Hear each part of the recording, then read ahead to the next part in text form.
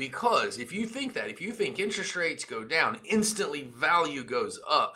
You're saying the value is right now. The only problem with the value is the interest rate, and for every rate we'll have a dollar.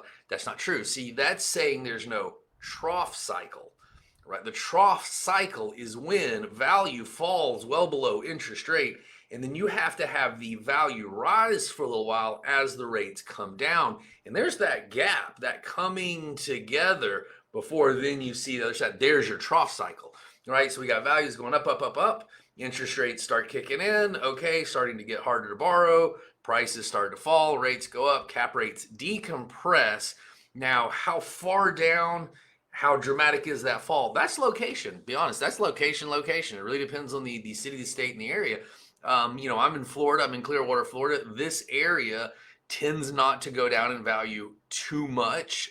So I think in markets like this, some other parts of the world, your trough is going to be flatter and shorter. It will exist. It will go down level, and come back up the other side. But you may have a short trough cycle.